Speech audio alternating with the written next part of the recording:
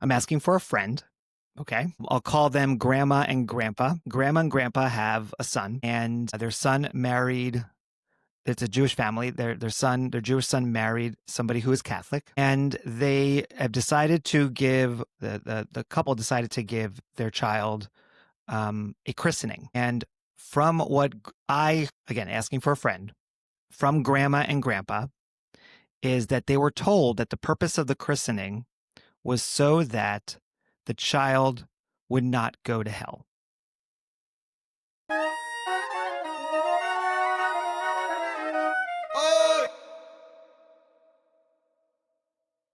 And hello, welcome again, everyone, to Interfaithing, Why Families Can Embrace Two Faiths Under One Roof. I am Rabbi Ari, and I'm always here joined by the amazing Rev Anna.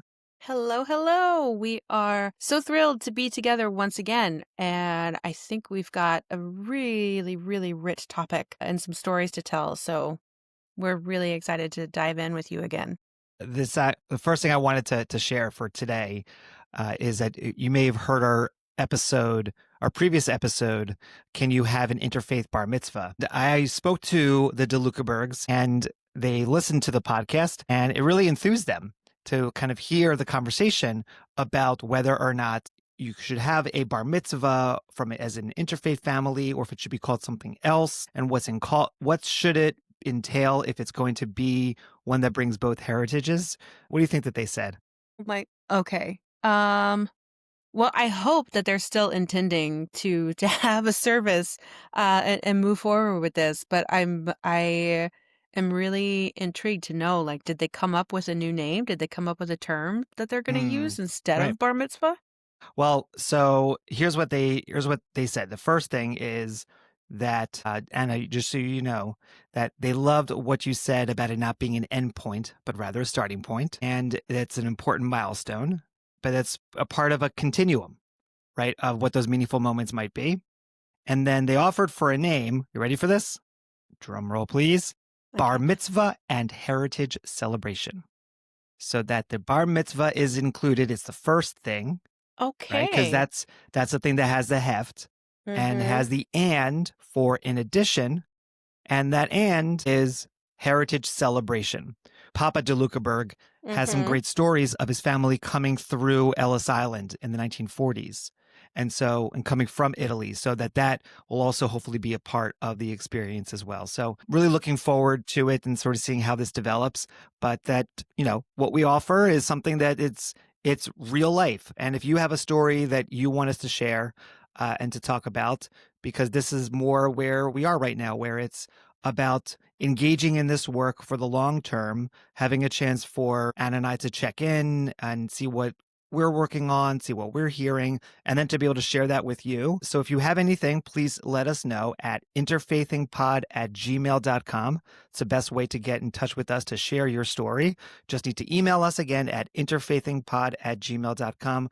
And we would love to hear what you're thinking, what your thoughts are on anything that we're offering, but also to share the stories that you would love us to reflect on in some way. Yeah, and just thank you again to the DeLucabergs IRL for your willingness to let your story be told, and especially to provide the follow-up and the feedback, because we don't want this to, these aren't just stories that we're making up. And it also isn't just Ari and I having a lot of good fun kind of hypothesizing or speculating about what these things could be. Like, this is an example of how a family is actually going to make this work. Yeah.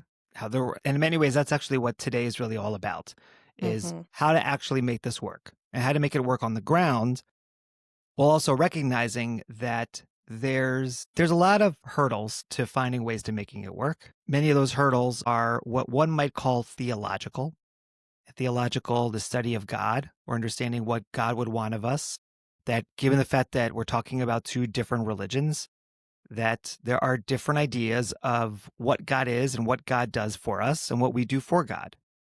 And one of the ways that we've talked about making it work is that there is this theological framework whereby all visions of God, all versions of God are connected together, are a part of one entity, one spirit, one source, however one might describe it, that is unknowable, we can't fully understand what God is, but that all that we have are different understandings, different names for God, different visions of what God may be. And it's because we don't know everything, we create the space for other very different interpretations of what God may be. And it's because of that theological framework, which is why we're saying that this could work. And if you want to know more about that, you can check out our very first season where we talk about Judaism and Christianity don't mix as one of the myths. And we talk in good detail about that theological difference between the two and whether or not it's a deal breaker and you can't start to figure it out. And any thoughts on that? No, it's just helpful reminders and framing. Absolutely. And I think that aspect of our shared approach to theology of kind of perpetually reminding ourselves that we don't know everything.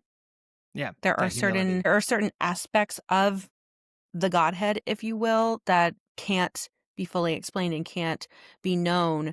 So cutting yourself off from the potential of, if I can borrow the language of the Spirit, like where the Spirit may move Mm-hmm.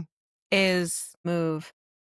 When we come into these conversations together, it's from that vantage point of remaining open. And so rigidity, if you will, is something that we hope we can assist interfaithing families. If you find yourselves coming up against something that I thought I was flexible on this, but actually it's really feeling like a barrier, then those are the places that we really want to encourage people to lean in, but also reach out and seek assistance. Because it's hard to have those conversations Sure. just within a family context. And so outside perspectives can be really useful in that. And I have one of those stories to share of people reaching out and thinking about this both from the perspective of the family themselves, my role as a rabbi, and I'm taking that title very significantly in the sense that I represent a gateway into Judaism and often as it can work as an authority about what's acceptable, what's not acceptable. And so in thinking about how to make interfaithing work for couples, it's about how to authentically represent the Jewish tradition in its view of certain issues and certain things that, especially from a Jewish perspective, can be a bit of a challenge. So this is going to be one of those challenges, and I'm hoping that you'll be able to help me out with it. Yeah. So there is this, I'm asking for a friend. Okay. I'll call them Grandma and Grandpa. Grandma and Grandpa have a son, and their son married, it's a Jewish family. Their Jewish son married somebody who is Catholic, and they have decided to give, the couple decided to give their child a christening. And from what again, asking for a friend, from Grandma and Grandpa, is that they were told that the purpose of the christening was so that the child would not go to hell, that the child would be saved. And the thinking around that from my angle as a rabbi is that that language of you need to do this Christian act in order to be saved means that if you are Jewish and you don't do that act, then you are not saved. And that seems to put a significant block between a Jewish spouse and a Christian spouse, or a Jewish father and a Christian, or Jewish parent and a Christian parent, in terms of raising their kids authentically within their traditions, if one of the traditions is viewed as not worthy of being saved yet unless they change, right? That if the Jewish father, in this case, would want to be saved himself, he would have to go through this process of potential conversion. Now, again, only talking about this in regards to the act of christening for the baby. And in hearing this story from Grandma and Grandpa, one, I'm wondering how much of it is being kind of heard secondhand in a way, that this is not the actual act of what a christening is. But the second thing is, let's say that a part of it is related to that notion of being saved. What is the result of that idea in regards to the relationships that Christians would have with Jews, especially in the context of their own family? Yeah, this is a rich story. A couple of things that kind of popped into my head. First, I was just reminded of another conversation that you and I have had where we were talking about prayer and bedtime rituals. Yeah. And at least in the Christian prayer that I provided as an example, we discussed kind of this distinction of sometimes praying for God's protection. And that praying for God's protection and the other language that can be used within Christianity, all about the act of being saved and what it means Right. to, for many Christians, like accept Jesus into your heart and, on and on. Those are different.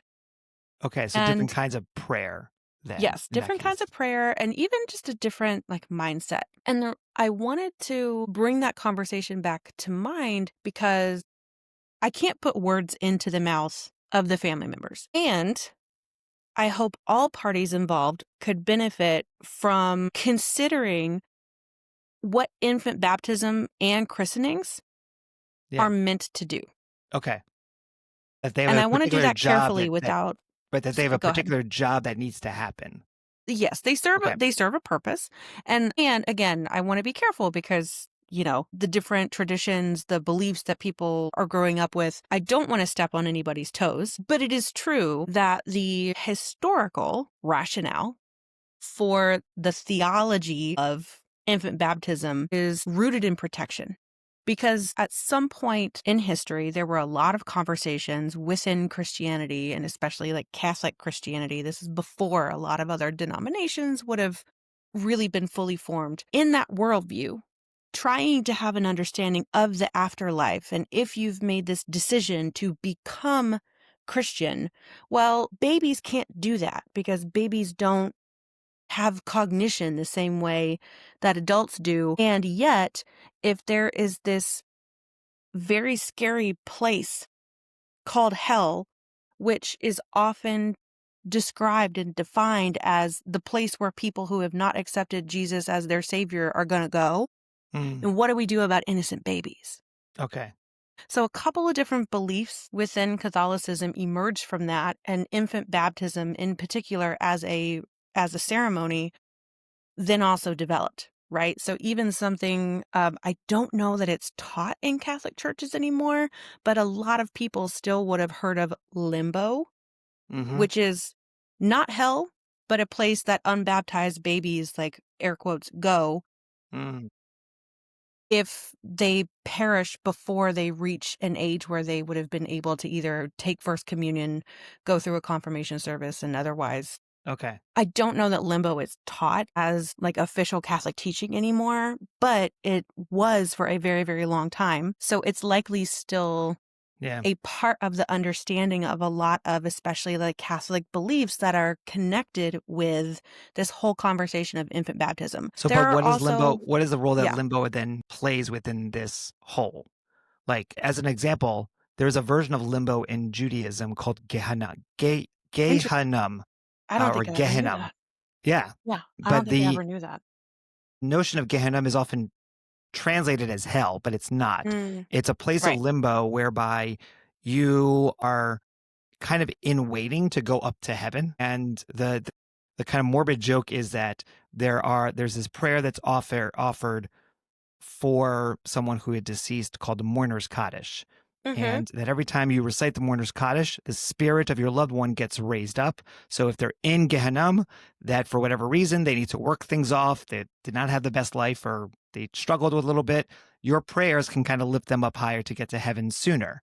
So there's a tradition to recite the mourner's Kaddish for an entire year for a parent, because the amount of time that a soul is in Gehenna at the maximum is for a full year. But you only say the mourner's Kaddish for 11 months, not for the full year. Why do you only do it for 11 months and not for the full year? Because they're pretty good people.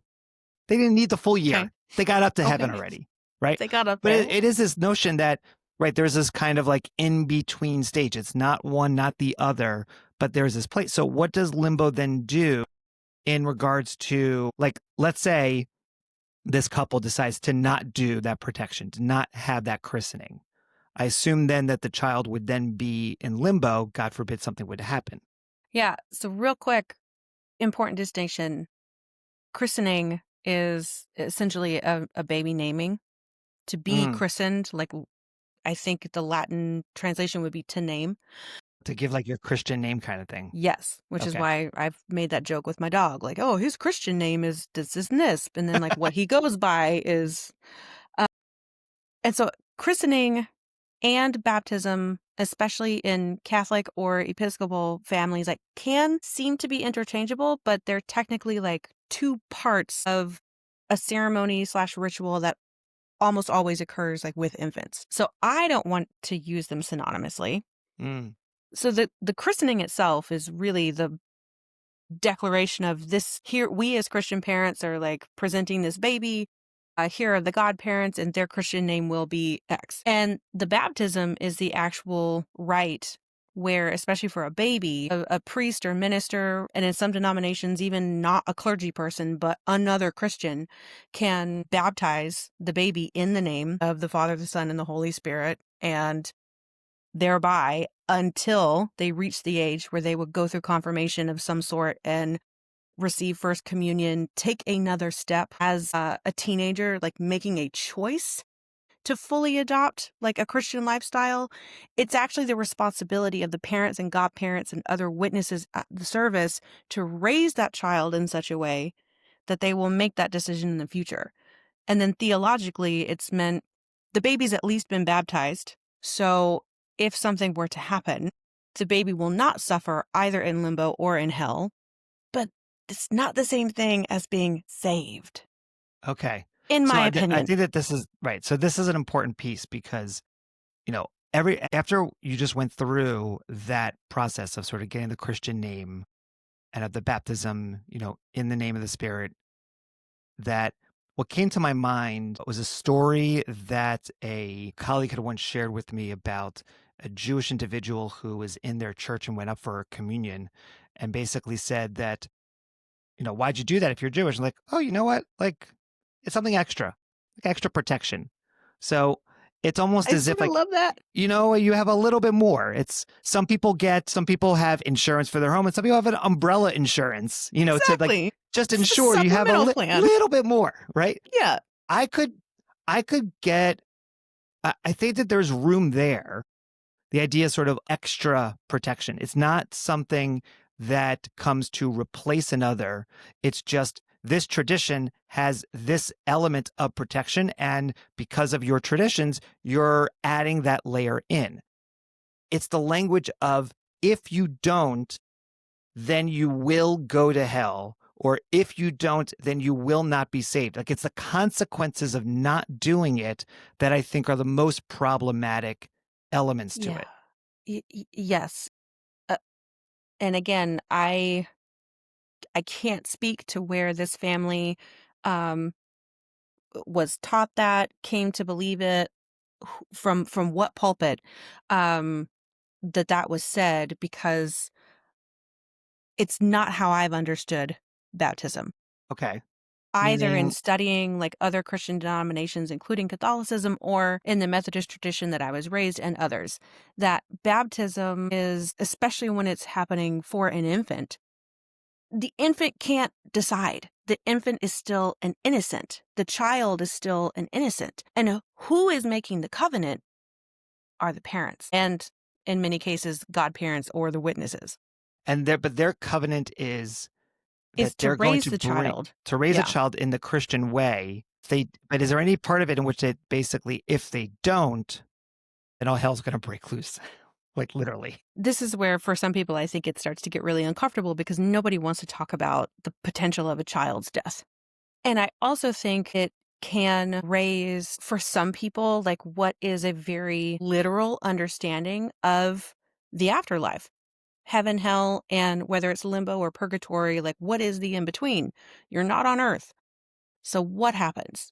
Some folks have a strong desire to like attach to literal understandings of the afterlife. And hell is a scary place. Hell is also a place of punishment. And so again, even in the Catholic historical tradition, carving out a belief in something like limbo and also purgatory were important because a child is otherwise considered as innocent. So saying that a baby who's not baptized is going to hell just doesn't feel accurate in what I've learned Right. and studied and understood, because a baby is innocent. A child Right. is innocent. So then I think that part of this is about, for this couple, and by the way, a lot of what we're also talking about here, and a lot of what interfaithing is all about, is religious literacy, right? It's really trying to understand how religions work, because it does have consequences. It does have certain kinds of feelings. So one, it could be grandma and grandpa, their take on what was being said and being shared. And so, and it might be that that's sort of the thing that they hear, even if it wasn't actually said. Right. Absolutely. So I think it's important to kind of really understand that difference, to make sure that I'm also understanding it, that it is impossible for a baby to be saved, even using that language, because they are not of an age where they can even conceptualize the notion of sin or of needing to be saved from sin. This is more of that kind of umbrella protection, if you will. I'm making the little bit of umbrella above my head, Yeah. like a little bit of something else, right? To make it safer for them. Is that Yes. fair? I think it's fair. Always, if someone else out there needs or wants to like proof text me or just share a different opinion, gosh, we love a theological debate. Like, Oh, let's we do do. it. Because I know you use the word like it's impossible for a baby to be saved. And again, like speaking from my background, I would agree with you in that sense, because there does seem to be a shared sense across the vast, vast majority of Christian denominations that I know of, that at some point in time, being old enough to make a declaration yourself of, this is what I believe, this is who I am, therefore I'm going to live my life in this way, is a really important part. So if you're not at that age threshold yet and haven't made that decision, then you're an innocent. And if God's love is also otherwise all abiding, then punishing the innocent is inherently wicked Isn't and cruel, and right. that is not That's not of how God God. works. Right.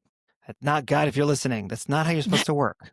Okay. So please keep those innocents safe. So, Yeah. okay. So this leads me to the second piece that I want to share on this larger topic, because when this was shared with me, I was also reminded of a story that I read, or not a story, I should say. It's a vignette that I read. I just need to get the vignette. Oh, here it is. It comes from a great book called Interfaith Families, Personal Stories of Jewish Christian Intermarriage by Jane Kaplan. Really fascinating set of stories. I have to thank Reverend Samantha Gonzalez Block for gifting it to me. Yeah. So what's fascinating about the way that she wrote it is that it's stories written by individuals in these relationships. Sometimes she has both of the partners kind of writing one right after the other, which is great, because then you can see a little bit about how they each take it, or how Yeah. they're each thinking. And sometimes it's not necessarily the same. It's a little bit different from one another, which I think found to be fascinating. But she also divides it in 3 different sections. One is if they decide to raise their kids Jewish, one if they decide to raise their kids Christian, another if they decide to raise their kids with both. So what I'm going to share with you is from the section about raising their kids Christian. And it's the mom talking about their daughter who was brought, like, who really became strong in her Christian faith. And she's talking about her relationship with her father. Okay. So the conflict for our children is that they're always wanting Richard, the Jewish father, to become a Christian. Deborah, who is the worrier, is fearful she won't see her father in eternity. She's afraid that he's going to go to hell. Many days ago, she bought Richard a Bible. She's always trying to get him to go with her to youth groups or Bible study classes. I had a Sunday school teacher come up to me the other day and say, "I want you to know that I still pray for your husband," because of Deborah wanting us to pray for her dad. I think she's asked a lot of people to do that, so I'm telling you, he is covered with prayer. Do we know in that story how old um the children are? I think this is in like a teen Like teen. as a Okay. teenager, Like yeah. teenage. Okay. Okay. And again, this does not necessarily mean it's the same denomination as you're talking about before with Catholicism. Exactly. Correct. But it's Yeah. now this idea of being saved, and in particular that the Jewish individual is not being saved. And thinking about it in the context of, let's say, for a baby, that if you don't give a christening or a baptism because of the interfaith dynamic, then they're not going to be saved. And that's following the Jewish angle. And therefore, for the Jewish side of the family, it's like, well, if we do things this way, then obviously the child is not going to be saved, but neither are we. So how accepting are you of us? Yeah, and I do have to say it's unfortunate to hear that the person in the Sunday school, Bible study, youth group, whatever role, who approached the mother and said, "Your daughter asked us to do this and we've been doing it." I'm saying that that's unfortunate and even a little bit irresponsible, because what you ought to know about this child and their family context is that that could do harm, and to not endorse per se, but also not to shut down what the child is asking questions about, but to be in conversation with the parents first. And at the same time, I'm sure that they were very well intended in just saying, "Oh, but this child is so enthusiastic about their own faith and their own belief, and so you want to be supportive of it." I do understand that. Yeah. And maybe it's because I was an interfaith educator for almost a decade that that would not have been my approach if a child in one of our classes had shared something like that with us. I would have, held space for the child in order for them to have their questions, but I would have talked with the parents before kind of endorsing a particular action. Mother in But let me try to speak on behalf of the Christian Sunday school teacher who is trying to save the Jewish soul for a second. I know. It seems to be a core belief within the context of the church. And I know as a Yes. rabbi, right, one of the things that I love to be able to do is to get kids to do mitzvot. And in fact, to be able to observe Shabbat, to keep kashrut, to do more Jewish things. And I want to encourage the whole family to do it, to say you should all do mitzvot. I don't necessarily see that as being that dissimilar. Like, I think there's a lot of similarities between asking the people who come to shul to do mitzvot as saying, yes, we're going to pray for your father to become saved. And that there is a going deeper into the faith tradition that I think is something that's beautiful. I mean, we've talked about the beauty of religion, and there's something really gorgeous about it. And almost like I sense that deep spirituality and deep connection to her Christian faith for Deborah, that it means that she's really becoming engrossed in it. But I'm worried about the fact that in an interfaith relationship, that kind of decision to be able to encourage a deeper level of Christian faith would take them away from being connected to their Jewish family. And then therefore, as a rabbi, how can I encourage the Jewish family to say, you don't have to be worried about bringing in more influence from the Christian side. Like, they're not going to take you away. It's going to be okay. You're going to find to make it work. If there's an example here of saying, like, no, they're saying I'm not saved. Yeah, where my concern is coming from is, again, at least the way that the story is being conveyed, is that this is coming from a place of fear and anxiety. And instead of helping the child work through that, the teacher validated it. So it's, in my opinion, reinforcing the idea that something dangerous is going on if dad doesn't convert. Right. They can't be afraid. Like, Christianity can't be afraid of the influence of Judaism, which says we don't need any of this in order for us to be able to function well. Yes. And this is where folks who have listened to our podcast have heard me say this so many times. And it feels very important as the person in this moment representing the Christian background to say, Jesus was a Jew. Jesus never converted away from Judaism. And there's a lot of history and a lot of theology since Jesus, the man, the stories being told as far as when he lived and everything that has come through that. But Jesus was a devout Jew. And that's where I think in this conversation and with this story, it is really important for the family, but also the people in that church to not cross a line of having an expectation that remaining a Jew is a problem. To That not have is that dangerous. expectation that remaining a Jew is a problem. That Yes, is dangerous. I see that. Right. And I So get if we, it that a lot of people would hear me say that and say, but then what is Christianity? And that's where I would come back to the place of everything about, air quotes, the end times and what may happen with the messianic return, the second coming, the end of history, right? Like when it is prophesied yeah, and written and spoken of in both of our traditions, that event will occur. Folks, that's completely beyond our control. It's speculative. it's like It's like Earth. we're trying to It's like, predict the future. right. We can't actually And predict we it. This is our, can't. right.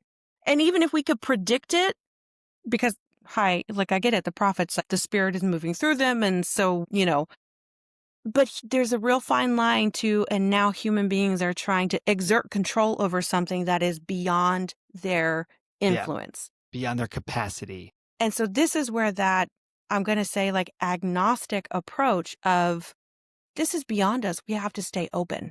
We don't know. That doesn't mean we're closing ourselves off to it. We're not No, dismissing it, no. but there is a level of we don't know. And I love what you said about the fact that, bringing Jesus in a way back in to this moment, saying that Jesus was a Jew, a devout Jew, he never converted, is a reminder that being a Jew is not a problem.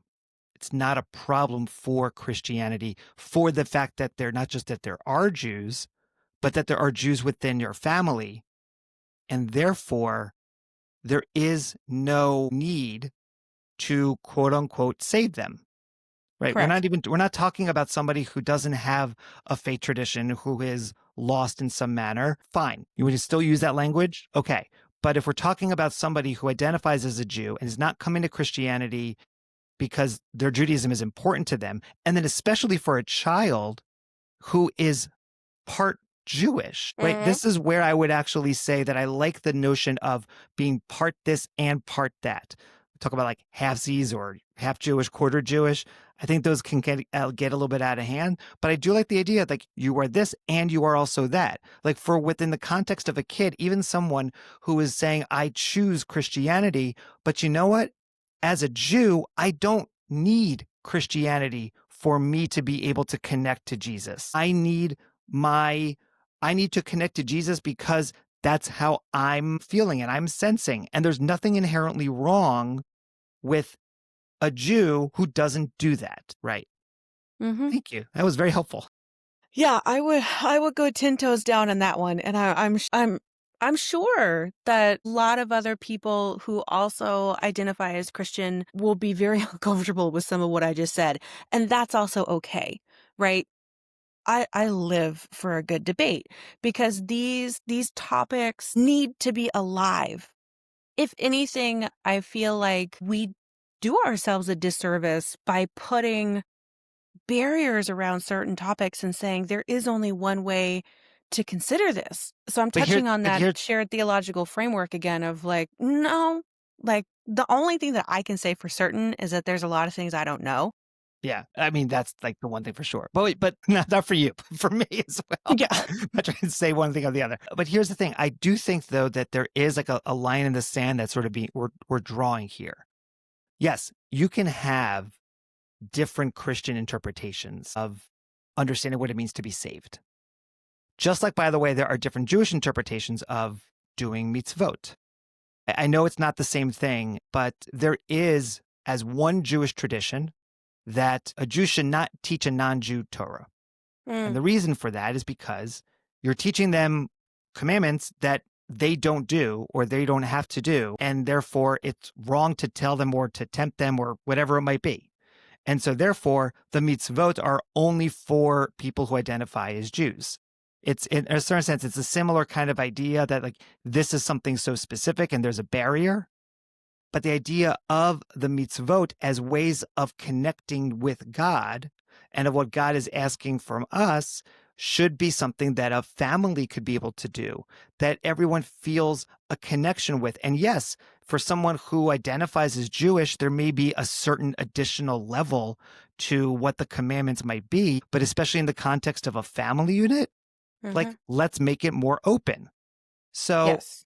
what Yeah. I'm sensing is that they're moving away from fear, showing that there is no fear, is that number one, you don't have to be a Jew. Sorry, you don't have to be a Christian to what? I'm trying to figure out what the right framing is, what the right phrase is. Like you don't have to convert to Christianity if you are a Jew. You are good enough as it is. Your influence is good for us all. And for a Christian, you do not have to convert to Judaism. You are allowed to partake in the mitzvot that we do because we want to be inclusive of you, but you don't have to take that on as saying, now you are a Jew by virtue of wanting to do these things. Yeah, and we've talked about elements of this, at least I have from the Christian side, like even about the history of, like mission and evangelism and what that means in the scope of Christian history and also how much damage and harm was caused. And this is where I would also like ask people to really sit down through that Christian conversation of the language of being saved and what that means, and ask yourself the question, is it my job to save others? No, I don't have that power. I can't change someone's heart because of my influence, because that would mean that I am just as powerful as the Spirit of God. Right. But you could be an instrument for it. You can be an instrument for it, but it's not your responsibility. Right. If you don't do it, it's like, I'm going to be scared that my Father is not going to join me in eternity. Exactly. Right. And, this is where it's something that's it's misattributed at different times, but my father had this, it was actually a screensaver on one of his computers back in the 90s. Oh, I love the 90s and our screensavers. I know, right? When you would like type them out yourself. Mm-hmm. But yeah, he had this screensaver on his computer in his church office, but then he had it like in other places as well. And I've talked about this on the podcast. That's so defining for my own faith journey, which is preach the gospel at all times. If necessary, use words. That it's about your being. It's about how you interact and treat other people. That is what shows Right.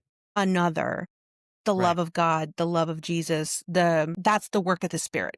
Whatever language you want to use around it. But it's not you.